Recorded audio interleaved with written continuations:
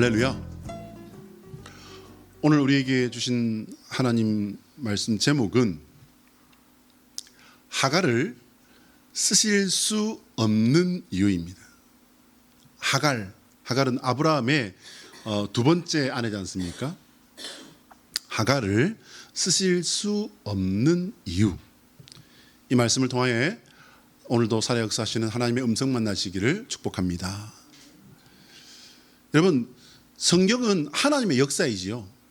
하나님께서 이 세상에서 이루신 하나님의 역사, 그러니까 하나님의 이야기입니다. 그런데 이것이 그냥 옛날 옛적, 아주 옛날 옛적 이야기가 아니라 실제 있었던 역사 속의 그 사건들이 이렇게 시간대별로 이렇게 잘 나열이 되어 있는 그런 내용입니다. 그런데 그 성경을 보면요, 하나님께서 역사하실 때에 그 사건에 쓰임받은 사람들이 있습니다. 그 사건에 마주친 사람들이 있는가 하면 쓰임받은 사람들이 있어요. 이 사람들을 일컬어서 우리가 신앙의 위인이다라고 이렇게 이야기를 하죠. 참 대단한 사람들이라는 생각이 안 들 수가 없습니다. 성경의 주된 내용에 등장하는 그 신앙의 인물들은 그 많은 사람들 중에서요, 정말 대단하다. 어쩜 이런 삶을 살았을까? 나도 기왕이 신앙생활을 하는 건데 이런 사람으로 쓰임받을 수 있다면 얼마나 좋을까라는 생각을 해볼 때가 많았습니다. 여러분 보십시오. 아브라함부터 시작해서 그의 후손들을 이렇게 찬찬히 이렇게 전체 내용으로 볼 때요, 하나님의 구원 사역에 쓰임 받은 사람들이 그 모든 시대마다 사건마다 중요한 구비마다 하나님께서 사람을 세우셨던 것을 우리가 볼 수 있습니다. 그러면 그 놀라운 은혜의 역사에 쓰임 받은 그분들은요, 완전한 사람들이었을까? 여러분, 이거 우리가 생각을 해봐야 됩니다.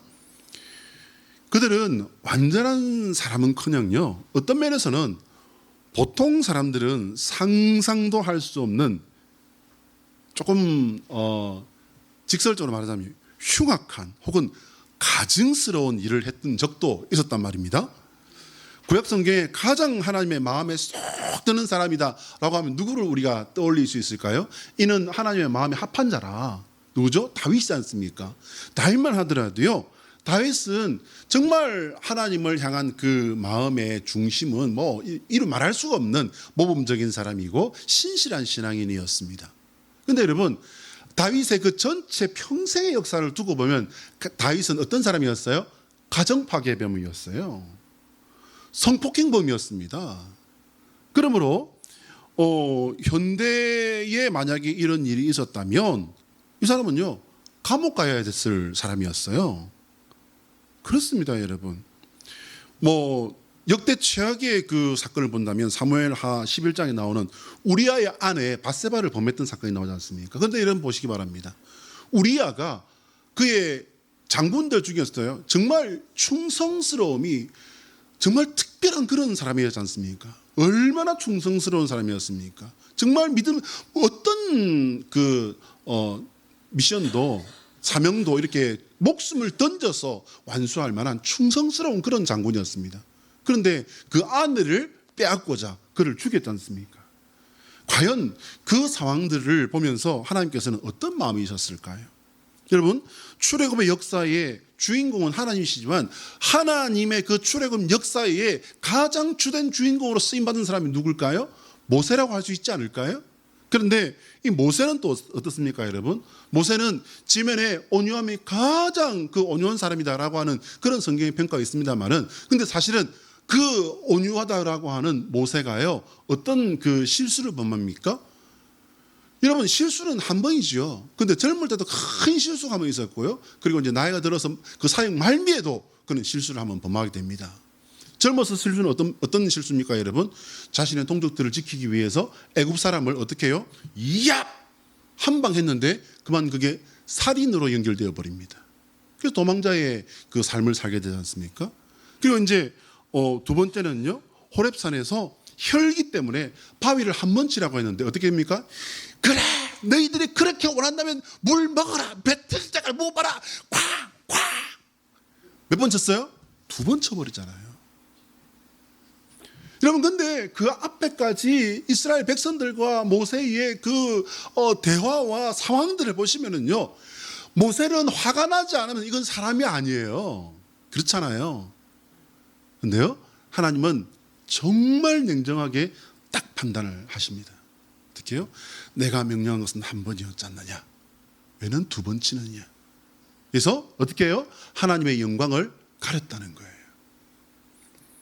그리고 그 결과로 그는 약속의 땅을 바라보기는 하지만 들어가지 못하는 그런 결과를 맞고 맙니다. 출애굽기 17장의 이야기입니다. 결국 성경에 나오는 사람들이 그 인간적인 면은요, 어떻게 본다면 보통 사람들보다 어떤 면에서는 더 못한 그런 모습도 있었다라고 할 수 있습니다. 그러면 그들의 어떤 점이 하나님께 이렇게 선택을 받고 그 하나님의 구원 역사의 그 중요한 그 사건들에서 쓰임 받는 그런 점이 되었을까? 여러분, 이거 생각해 보셔야 됩니다. 그것은 그들이 하나님을 사모하고 신뢰하고 하나님께 집중했다라고 할 수도 있습니다. 그러나 여러분, 하나님의 선택하심과 함께 걸어간 사람들이었기 때문에 된 거예요. 할렐루야. 한 번 더요. 그들이 어떤 점에서 하나님께 쓰임받았는가? 뭐냐면요, 하나님의 선택하심과 함께 걸어간 사람들이었다는 거예요. 자격이 아닌 전적인 하나님의 은혜라는 말씀입니다. 한번 따라합니다. 하나님의 소원은 우리가 예수 그리스도 안에서 택함 받은 은혜를 놓치지 않는 성도가 되는 것이다. 시작. 하나님의 소원은 우리가 예수 그리스도 안에서 택함 받은 은혜를 놓치지 않는 성도가 되는 것이다. 할렐루야. 사랑하는 여러분, 우리는 하나님의 택함 받은 성도입니다. 근데 여러분, 하나님의 이 택감 받은 성도의 이 직분을 버리는 사람이 있을까요, 없을까요, 여러분? 기독교 많은 이 2000년의 역사 속에 많은 사람들이 이 하나님의 은혜를 버렸습니다. 그냥 버린 건 사실이 아니에요. 고난 앞에서, 위협 앞에서, 죽음의 공포 앞에서 버려야 했던 그런 많은 이들이 있습니다. 근데 여러분, 가장 중요한 건 뭐죠? 내 믿음입니다. 내가 예수님을 나의 구주로 삼고 성령과 피로서 거듭난 이후에 그 성도의 삶을 쭉 살아가고 매 주일이 되면 또 우리가 예배하기로 약속된 시간이 되면 우리는 예배자로 살아오는데, 그 예배 중심의 삶, 하나님 중심의 삶을 살아온다라고 하면서 우리 마음에, 내 입술에, 내 삶에, 내 행동에, 어떤 때 또 내 눈빛, 한 번에 지나가는 눈빛으로 우리가 하나님의 영광을 가리는 분노와 혈기와 혹은 또 그런 적절치 못한 말들을 하지는 않았는가요? 사랑하는 여러분, 선택받은 성도다운 삶이 되시기를 예수님의 이름으로 축복합니다. 끝까지 하나님을 꼭 붙들고 지키고 승리하는 우리 모두가 되어야 할 줄 믿습니다. 오늘 본문의 아브라함의 가정은요, 마치 아침 막장 드라마의 한 장면 같아요. 여러분, 이게 이제 진짜 드라마처럼 이렇게 상상을 하시면서 들으시면은 좀 더 도움이 될 줄로 믿습니다. 아브라함의 집에 큰 잔치가 벌어졌는데 그만 그 자리에서 오늘 일이 터져버리고 맙니다. 이날은 아브라함이 100세에 얻은 아들 이삭이 젖을 때는 그런 경사스러운 일을 맞이해서 잔치를 벌인 자리였습니다. 여기서 아브라함의 큰아들 이스마엘이 어린 동생을 데리고 장난을 친 것이 문제가 되어버렸어요. 여러분, 뭐가 문제입니까? 이게 왜 문제가 되고 화목해야 할 집안이 막장 드라마의 한 장면이 되어버린 걸까요? 여러분, 저희 집에도요, 아들만 둘이거든요.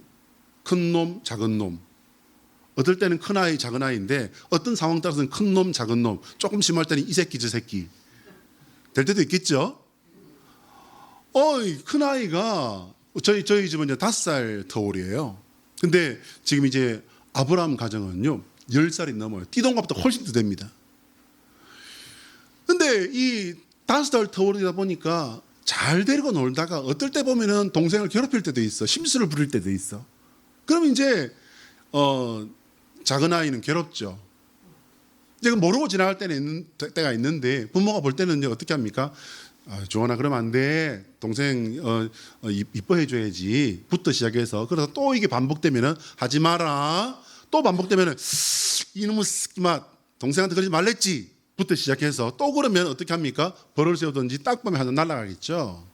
근데 이런 정도 차원의 문제가 아니었다는 게 문제예요. 뭔 일일까요?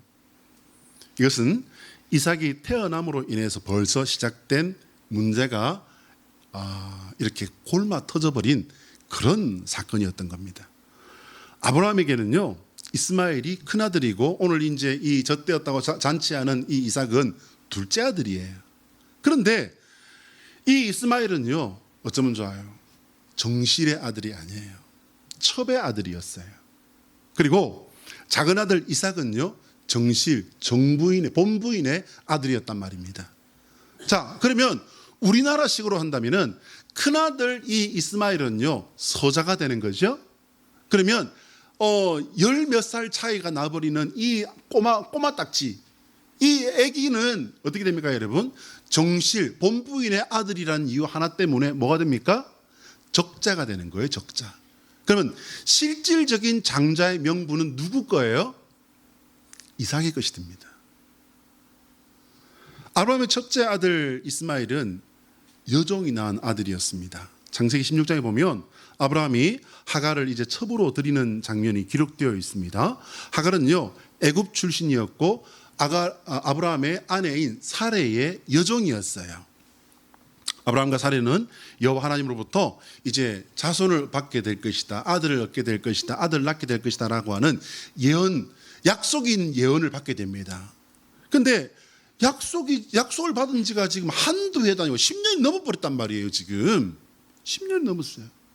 그러니 이제 그렇지 않아도 지금 나이가 많아가지고서 우리가 아들을 낳는다고? 야, 이거 기적인데? 라고 한 지가 10년 전인데 거기서부터 10년이 더 지났단 말이에요. 그러면은 이제는 자녀를 낳는다는 것은 기적으로도 상상조차도 할 수 없는 그런 나이가 되고 만 것입니다. 이때 여러분, 아브라함의 마음이 급했을까요? 아내인 사라의 마음이 급했을까요? 둘 다 참 어제나 오늘이나 오늘이 될까 매일같이 오늘이 될까 오늘은 어떤 정상이 나타날까. 그러나 10년을 한결같이 아무 응답이 없는 거예요. 아무 일이 일어나지 않습니다. 그러자 어느 날 사레가 남편에게 제안합니다. 하갈을 첩으로 들여서 이 여인을 통해서 아들을 받으면 어떻겠습니까? 라고 하는 제안을 받습니다. 창세기 16장 2절의 말씀인데요. 같이 한번 읽어봅니다. 여러분, 이 문장을 잘 보셔야 돼요. 시작. 사레가 아브라함에게 이르되 여호와께서 내 출산을 허락하지 아니하셨으니 원하건대 내 여종에게 들어가라. 내가 혹 그로 말미암아 자녀를 얻을까 하노라 하매 아브라함이 사레의 말을 들으니라. 할렐루야. 여러분, 아브라함이 착한 남편이에요? 아니면은 바보예요? 뭐 어느 나라 어느 와이프의 어느 아내에게도 남편은 바보 멍충이지 뭐. 보세요. 여호와가 내게 출산을 허락하지 아니하셨으니 어떻게 해요, 여러분? 단정 지어버린 거예요. 사실 틀린 말도 아니에요. 그렇지 않아도 그 나이가 들어서 지금 내가 애를 갖는다고 하는 그때로부터 10년도 더 지났단 말이에요. 더 어려워진 그런 상황이었습니다. 그러자 원하건대 사레가 어떤 마음이었는지 여러분 이 2절의 말씀 하나를 가지고 우리가 생각해 볼 수 있어요. 내 여종에게 들어가라. 아무리 상황이요 4,500년 전이라고 하는 4,500년 정도 되죠. 그때 아주 고대 중에 고대였다고 할지라도 여러분 저 말을 하는 아내의 심정이 어떤 것이었을까요? 아마 찢어지는 마음으로 깊은 절망으로 이제 했던 말이 아닐까요? 더 늦기 전에 나는 이미 틀렸습니다. 그러나 이제 당신도 더 늦기 전에 이제 우리가 이 방법을 해봅시다 라고 이야기를 한 것이었고 아브라함이 사레의 말을 들으니라. 여러분 아브라함이 사라의 말을 아무 말 없이 들으니라라고 하는 저 부분을 여러분 딱 기억해 두시기 바랍니다. 분명히 여기서 사라가 아브라함에게 먼저 제안을 합니다. 평소에 아내의 말을 얼마나 잘 들었는지는 알 수가 없습니다. 그러나 아브라함은요 사라의 말을 참 잘 듣는 남편의 모습으로 여기는 기록이 되어 있습니다. 드디어 이제 기다리던 아이가 들었습니다. 애굽 여인 하갈이요 임신을 하게 됩니다. 얼마나 이게 이 아브라함 집안에 큰 경사겠습니까? 여러분 아브라함의 이 삶을 보시면은요 창세기 12장 이후에 아브라함은요 굉장히 이 물질적으로 아주 풍족한 사람이었습니다. 아주 아쉬울 게 없는 사람이었어요. 근데 단 하나 뭐죠? 자식이 없었다는 거예요. 딸 하나도 없었다는 겁니다. 그러다 보니 그에게는 많은 것들이 있었음에도 불구하고 그 모든 것들이 어떤 기쁨도 줄 수 없었고 미래에 대한 보상도 가질 수 없었던 그런 삶이었습니다. 그런데 거기에 이제 자식이 탁 생겼으니 얼마나. 그리고 여러분 보시기 바랍니다. 사레의 여종이었어요. 몸종이었어요. 그랬던 이 여인이 아기를 갖게 되니까 그때부터 어떤 구조가 딱 됩니까? 네가 전에는 여주인이었는데 이제는 내가 완전히 이제 내가 갑이야. 네가 그건 뭐해? 나이 들었지. 나보다 이뻐? 나보다 젊기를 해? 애가 있기를 해? 여러분 틀린 게 뭐가 있어요? 여러분 사례가 성경에 보면 굉장한 미인으로 기록되어 있습니다. 그런데 여러분 이 하갈이 애굽 여인으로 기록되어 있죠. 여러분 애굽에요 벽화를 보시면은 애굽의 미의 기준은 오늘날과 비슷합니다. 콜라병 몸매, 아주 호리호리하고요 굉장히 날씬한 그것이 옛날 애굽의 미인의 기준이었어요. 그러므로 이 하갈이라는 여인도 외모가 그렇게 나쁘지는 않았던 것으로 이렇게 생각이 되었습니다. 어쨌든 여러분 애를 가지면은 어떻게 돼요? 오늘날 우리식으로 말하자면 장땡이 돼버린 거죠. 자, 이제 그때부터 문제가 발생합니다. 아이를 임신한 하갈이 자신의 여주인이었던 사례를 멸시했다라고 창세기 16장 4절에 기록되고 있습니다. 그런데 여러분 이 하나님의 약속을 받고도 인간적인 방법을 동원할 정도의 이 사례의 이 성정도요 보통 사람은 아니었다고 봐집니다. 여러분 사례가 어떻게 합니까? 남편한테 여보요 좋은 말 할 때 와 이리. 그리고는 불러가지고서 아브라함을 이제 아주 죄송합니다 이해하고 들으시면 조지기 시작합니다. 이게 다 네 때문이야. 네가 중간에서 제대로 했어야지. 이게 지금 뭐 하는 거야? 내가 이런 대우를 받아야 되겠어? 당신 많은 사람이에요. 이게 시작되지 않았을까요? 했더니 아브라함은 어떻게 할 수가 없어요. 그렇게 하시라고. 여기서도 이제 아브라함은 네 마님 뜻대로 하십시오 돼버린 거예요. 쫓아내버립니다. 근데 여러분 정확하게는 쫓아낸 게 아니라요 사레가 하갈을 그때부터 학대를 하기 시작합니다. 어떻게 해요? 어쨌든 집 주인은 이 집의 안방 마님은 나라는 거예요. 그걸 가지고서 이제 이 임신한 하갈을 학대를 합니다. 어디까지요? 견딜 수가 없을 만큼 죽거나 아니면은 죽음을 무릅쓰고 사막길이라도 나서야 될 만큼 그렇게 괴롭혔던 것 같아요. 제가 말씀드렸잖아요. 성경에 나오는 인물이라고 해서 다 완벽한 사람이 아니라니까요. 여러분 좋은 말로 괴롭혔겠습니까? 하갈은 임신한 몸으로 광야길을 나섭니다. 6절 말씀입니다. 하갈은 광야로 도망가던 도중에 여호와 하나님의 사자를 만납니다. 창세기 16장 7절로 12절의 말씀인데요. 여러분 이거를 기억하시면서 이렇게 보셔야 돼요. 여주인에게 돌아가라는 명령을 합니다. 아니 죽을 것 같아서 도망쳐 나왔는데 거기를 다시 돌아가라는 거예요. 그리고 이제 하나님께서 그에게 약속을 주십니다. 네가 잉태한 그 아이도 나의 종 아브라함의 씨앗이다. 그렇기 때문에 내가 그 아이를 통해서도 민족을 이루겠다라고 하는 말씀을 주십니다. 자, 여러분 이 아이에게 이스마엘이라고 하는 이름까지 하나님의 사자가 주십니다. 여러분 이스마엘이라는 이름의 뜻이 뭐냐면요 하나님이 들으셨다라는 뜻이에요. 이때 아브라함의 나이가 이제 86세입니다. 드디어 이제 그렇게도 원하고 고대하던 아들을 얻게 되었는데 그때 나이가 86세였다는 거예요. 자, 하갈은 애굽 출신의 이방인이었지만 여호와 하나님의 사자를 통해서 하나님을 만난 겁니다. 하나님을 만났을 뿐만 아니라 큰 민족을 이룰 것이라고 하는 약속까지 받았죠. 축복의 약속입니다. 그러면 그녀는 그전에는 어떠했던지 간에 여호와 하나님을 섬기는 사람이 되었어야 되리라고 믿습니다. 여러분, 하갈은요, 여호와 하나님께서 광야에서 자신을 만나 주셨고요, 비록 첩이라고 할지라도 분명히 아브라함 가정에 그 여호와 신앙 공동체 한 사람으로 이렇게 되었어야 돼요. 그렇지만 이제 그 이후의 모든 이야기들을 이렇게 쭉 볼 때 그러지 않았던 것으로 보입니다. 그렇게 보는 이유는 뭐냐면요, 오늘 본문의 사건들 때문이에요. 하갈이 여호와 하나님의 약속을 기다리는 남편 아브라함의 신앙에 따랐다면 이스마엘이 어린 이삭을 희롱한 일은 막았어야 됩니다.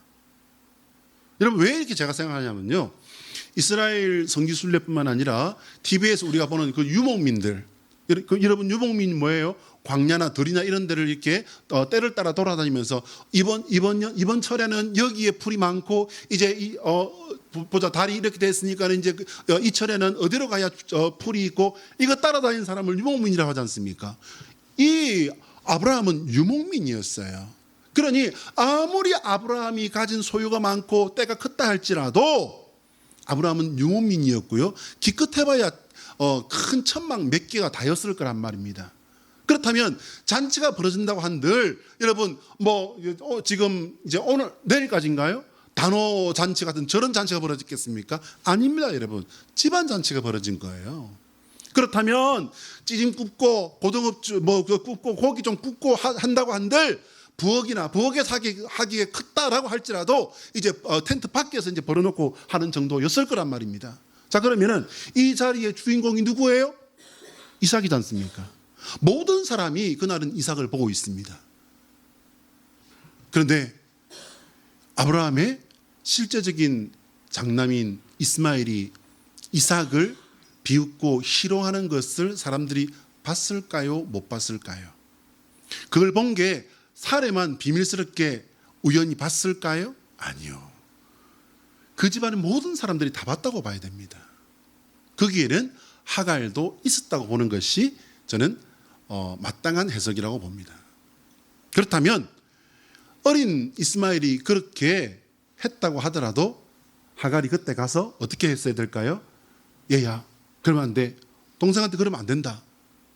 동생한테 그러면 안 된다는 말도 사실은 어려울 수도 있어요. 그렇다면 이삭에게 그러면 안 돼 라고 그것을 제지를 했어야 마땅하다는 것이죠.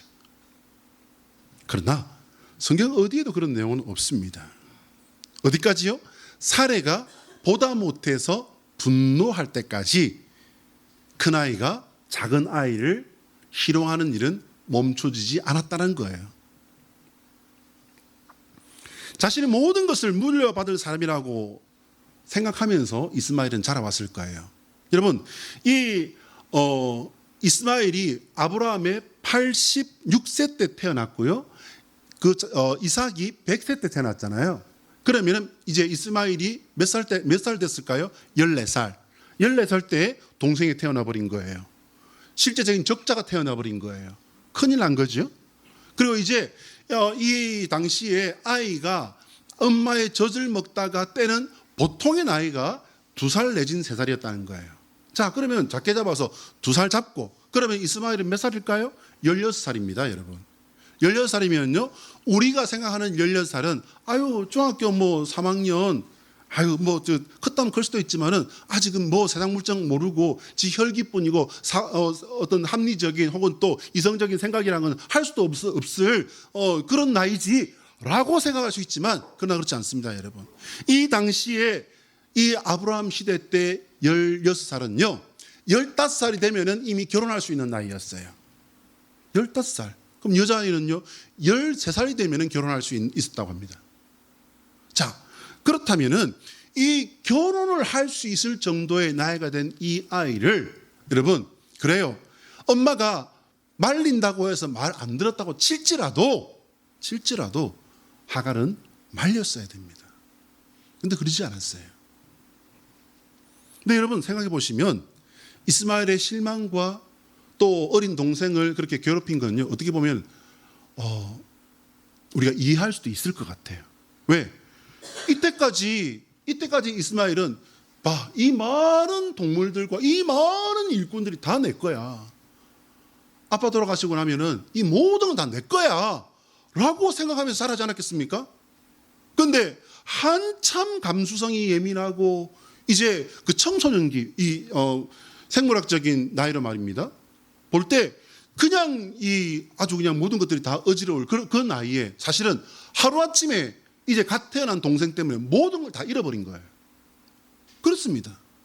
그러니 그 실망이나 상실감이라는 것은요, 여러분 우리가 충분히 이해할 수 있는 정도였으리라 봅니다. 그렇습니다. 이스마엘은요, 성년이 되고 결혼을 하고 아버지 아브라함의 재산을 다 물려받을 거라고 당연하다고 그렇게 생각했습니다. 왜? 그 안방 마님인 사레가 완전히 할머니인데 어떻게 아이를 낳아요? 그러나 이삭이 태어남으로 인해서 모든 것이 물거품이 되어버린 겁니다. 16세 혹은 17세 나이에 그 모든 것을 알고 있는 이스마엘에게 이삭은요, 어떤 존재였을까요? 눈의 가시가 아니었을까요? 오늘 본문의 창세기 21장 9절을 보면 저는 이 21장 9절의 말씀을 계속 생각을 했습니다. 왜? 여러분 보시기 바랍니다. 이스마엘이요, 어린 이삭을 놀렸다라고 되어 있어요. 놀렸다라고 하는 이 단어가 저는 이해가 안 됐습니다. 여러분 보시기 바랍니다. 놀렸다라고 하는 이 단어는 앞에 보시면요, 차하크라고 하는 히브리어 단어예요. 근데 이 뜻이 뭐냐면 웃다, 비웃다 정도예요. 근데 이것이 좀 더 직설적으로 이제 뜻을 찾아보면요, 조롱하다, 학대하다 정도예요. 조롱하다, 학대하다. 그러니까 이게 이런 모습들이 보였는데 누구에게 이게 문제가 되었다라는 겁니까? 집안 누구도 거기에 대해서 문제 제기를 못했을 수도 있습니다. 심지어는 하갈마저도 여기에 대해서 제지하거나 막지 않았다는 거예요. 그런데 이게 가장 크게 문제가 되었던 사람이 단 한 사람 있었죠? 누굽니까? 사레였어요. 이삭의 어머니 사레. 여기서 두 어머니의 마음이 자식들의 그 관계 속에서, 어린 자식들의 관계 속에서 그냥 정면으로 충돌하고 있는 거예요. 사라는 이것을 그냥 볼 수 없었습니다. 왜? 그 뒤에 문제까지 쭉 다 보이는 거예요. 지금은 비웃고 조롱하고 놀리는 거지만 이게 어떻게 해요? 나중에는 꿀밤이 되고, 이 꿀밤이 어느 순간에 돌멩이가 날아올지 아니면 칼이 꽂힐지 알 수 없는 거예요. 그렇습니다, 여러분. 그뿐 아닙니다. 남편과 자신은 이미 나이가 많아 늙었습니다. 얼마나 더 살지 알 수 없을 정도로 그들은 이미 나이가 많이 늙었습니다. 그러면 자신들이 세상을 떠난 후에 하갈과 이스마엘이 이삭을 어떻게 할지는요, 여러분 생각조차 하기 싫은 그런 장면이 그냥 떠오르지 않았겠습니까? 지켜줄 수 있어야 하는데 지금 이스마엘의 행동을 볼 때, 하갈의 그 눈빛을 볼 때 전혀 그렇지 않다는, 그럴 수 없을 것 같다라고 하는 판단을 사레는 해버린 겁니다. 여러분 생각해 보십시오. 사라의 입장에서는 당연한 거 아니겠습니까? 이런 일이 벌어지고 있을 때 하갈은 어디에 있었다? 들에 일하러 갔다? 아니란 말이에요. 집에 잔치가 벌어지고 있는데 들에 갔을 리가 만무합니다. 이 집이라는 제한된 공간 안에 같이 있었다는 겁니다. 하갈은 이스마엘을 말리지 않았을 뿐만 아니라 전후 상황을 볼 때 평소에 이삭의 존재를 불편해하고 있었다는 것을 우리는 쉽게 유추해 볼 수 있습니다. 아들 이스마엘이 자신이 서자라서 아버지의 재산을 장자의 몫으로, 여러분 장자의 몫이 몇 배입니까? 다른 자식의 2배예요. 2배예요. 근데 이스마엘은요, 이삭만 아니면 몽땅 다 받는, 딸 하나도 없는 집이다 보니까 모든 것을 다 받게 되어 있는데 갑자기 어떻게 돼버렸죠, 여러분? 많이 받아봐야 3분의 1밖에 못 받는 그런 상황이 돼버렸지 않습니까? 그렇습니다. 그러니 이 이삭의 존재가 불편하지 않다라고 하면 그건 거짓말이라고 할 수 있겠죠. 그렇습니다. 장자의 몫으로 물려받지 못하게 된 것에 대해서 걱정하거나 화를 낼 때에 하갈은요 좀 더 냉정하게 생각을 하고 이스마엘을 이렇게 붙잡아 주었더라면 여러분 이 광야로 내몰려서 죽게 되는 상황까지 이제 갈 일이 있었을까요? 하갈이 아브라함 가정의 여호와 신앙을 따르지 않았다라고 이게 제가 생각하게 된 것은 이제 오늘 본문의 21절 마지막이죠. 며느리를 선택한 것을 보면서 저는 확신하게 되었습니다. 하갈과 이스마엘이 살게 된 곳에 주변에도요 유목민과 여러 부족이 살고 있었다라고 합니다. 그러나 하갈은 굳이 자신과 같은 애굽 여인을 이스마엘의 아내로 들이게 됩니다. 이유는 간단해요. 같은 민족, 같은 언어, 같은 문화이기 때문에. 여러분 문화에 뭐가 들어가 있죠? 종교도 같이 들어가 있습니다. 하갈은 두 번이나 여호와 하나님의 그 사자를 만났고 여호와께서 참 하나님이심을 알고 있는 사람이었습니다. 그럼에도 불구하고 그를 두 번이나 구해 주셨음에도 불구하고 그는 하나님을 알고는 있었지만 섬기고 믿지는 않았다라는 말씀입니다. 그렇습니다. 한번 따라할까요? 예수 그리스도의 십자가는 우리가 붙잡은 하나뿐인 구원의 길이다. 시작. 예수 그리스도의 십자가는 우리가 붙잡은 하나뿐인 구원의 길이다. 할렐루야. 여러분, 며칠 전에 아내가 이제 저한테 출퇴근하는데 이게 일을 하러 가는데 차가 너무 많더라는 거예요. 근데 이제 한 장면을 보면서 마음이 불편했다는 거예요. 이게 뭔가 하니 그 단호장에 전국에서 큰 버스를 줄줄이 대절을 해가지고 와가지고서 뭘 그렇게 구경을 하고 여러분 굿판 구경한다고 굿판 구경 여러분 그 굿판 여러분 귀신잔치잖아요. 귀신잔치인데 그 귀신들이 강릉 지역에 그 교회들에게 손든 지 오래됐어요, 여러분. 실제 있었던 일입니다. 강릉 단오 준비하는 그 무당들이요, 강릉 이 단오 축제할 때에 갈멜산 기도회라고 해서 우리 이제 강릉 지역의 가장 큰 교회에서 모여서 이제 기도회를 하거든요. 거기에 준비위원회 찾아왔어요. 얼마나 놀랬겠어요, 목사님들이 무당들이 찾아왔으니까. 어떻게 오셨냐고 그랬더니 그 무당들이 그렇게 이야기하더랍니다. 이 기도회를 좀 하지 않으면 안 되겠습니까? 그러더래요. 왜 그러시냐고. 그러니까 신이 안 오신다고. 같은 때, 같은 기간 동안에 이렇게 여기서 예배하고 기도회하고 이러니까 신이 안 오십니다. 좀 나중에 딴 때 하면 안 되겠습니까? 아니, 단오 하지 말라고 우리 기도회 하는 건데 그걸 갖다가 단오 때 안 하면 언제 하라 말입니까? 안 돼요. 목사님들이 으쓱했다는 거예요. 왜요? 성령 하나님께서 역사하시고 더러운 귀신들이 못 온다는 게 그걸로 해서 드러나 버렸잖아요. 근데 거기에 전국 각지에서 사람들이 전통 문화 잔치를 구경한다라고 수많은 사람들이 구경하러 왔고 차들이 많아지다 보니까 집사람이 이제 근무한다고 일하러 왔다 갔다 하는데 너무 어려웠다라고 해서 그거 보면서 어떻게 저런 걸 보러 왔을까 참 마음이 불편했다 하는 이야기를 들으면서 글쎄 말이야 구신도 제대로 못하는 그걸 뭐 하려고 보러 왔고 그나마 구신잔치긴 하지만 그나마 오도 못하는 거기에 뭐하러 보러 다니지. 사랑하는 여러분, 그 사람들은 그걸 선택했지만 우리는 여호와 하나님을 나의 하나님이고 단 한 분뿐인 나의 하나님으로 믿고 섬기는 사람들입니다. 아멘. 할렐루야. 여러분 제대로 선택하신 거예요. 하나님의 그 부르심, 하나님의 그 택하심에 제대로 응답하셨으니 이 믿음을 제대로 지키시길 바랍니다. 어디까지요? 내 삶의 내 마지막 숨결을 마치는 그 순간까지 여호와 나의 구주, 나의 하나님, 당신만이 나의 주님이십니다.